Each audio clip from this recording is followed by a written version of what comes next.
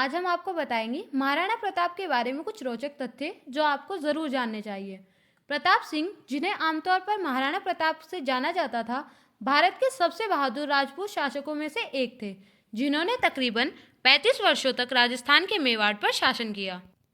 हल्दी घाटी और देवगिर की लड़ाई में अपनी भूमिका के लिए जाने जाने वाले महाराणा प्रताप भारत के उन शासकों में से एक थे जो मुगल साम्राज्य के खिलाफ खड़े हुए थे, जबकि दूसरे राजपूत राजाओं ने अकबर की सुप्रमेसी को स्वीकार कर लिया था। इस तरह हम भारत के महान राजपूत राजा को सम्मानित करने के लिए हर साल उनकी जयंती मनाते हैं। इस वर्ष हिंदू पंचांग के अनुसार 13 जून को महाराणा प्रताप की जयंती मनाई गई थी। पहला तथ्य है, महाराणा प्रताप के शरीर की संरचना हल्क जैसी थी।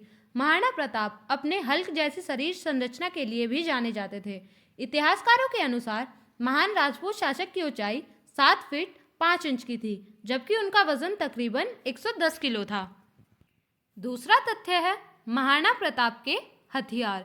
इतिहासकारों का मानना है कि महाराणा प्रताप 104 किलो वजन वाली 2 तलवारें आसानी से ले जा सकते थे। कहा जाता है कि उसके कवच का वजन करीब 72 किलो था, जबकि महाराणा प्रताप के हथियारों का वजन 35 किलोग्राम था। तीसरा तथ्य है मुगलों के कारण आंतरिक दबाव।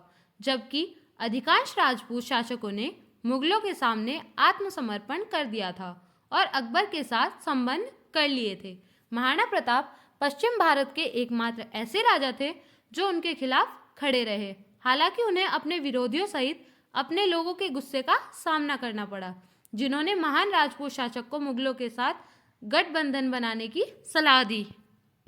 चौथा तथ्य है भारत के प्रथम स्वतंत्रता सेनानी। अपने साहस के लिए जाने जाने वाले कई लोगों द्वारा महाराणा प्रताप को भारत का पहला मूल स्वतंत्रता सेनानी कहा जाता है, क्योंकि वे मुगलों के खिलाफ खड़े हुए और अकबर की सेनाओं से बहादुरी से लड़े। पांचवा तथ्य है बड़ा परिवार। ऐसा कहा जाता है महाराणा प्रताप की 11 पत्नियां और उनके 17 बेटे और 5 बेटियां थीं। बताया जाता है महाराणा प्रताप के 3 बेटों ने भी मुगलों के खिलाफ उनकी लड़ाई में महत्वपूर्ण भूमिका निभाई। छठा तथ्य है, जबकि महाराणा प्रताप हल्दी घाटी की लड़ाई हार गए थे, बहादुर राजपूत शासक ने आत्मसमर्पण करने से इनकार कर दिया था। बाद में उन्होंने मुगलों द्वारा कब्जा किए गए क्षेत्रों पर फिर से कब्जा कर लिया, लेकिन चित्तौड़ को वापस जीतने में असफल रहे। हल्दी घाटी का युद्ध 1576 में महाराणा प्रताप और मुगल बादशाह अकबर के बीच हुआ। महाराणा प्रताप ने अकबर की 85,000 सैनिकों वाली विशाल सेना के सामने अपने 20,000 सैनिक और सीमित संसाधनों के बल पर स्वतंत्रता के लिए कई वर्षों तक संघर्ष किया। बताते हैं कि ये युद्ध कई घंटों तक चला।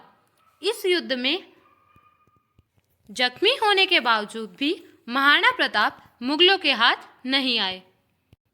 महाराणा प्रताप कुछ साथियों के साथ जंगल में जाकर छिप गए और यहीं जंगल में कंदमूल खाकर लड़ते रहे।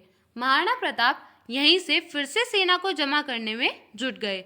हालांकि तब तक एक अनुमान के मुताबिक मेवाड़ के मारे गए सैनिकों की संख्या 1600 तक पहुंच गई थी, जबकि मुगल सेना में 350 घायल सैनिकों के अलावा 3500 से लेकर 7800 सैनिकों की जान चली गई थी।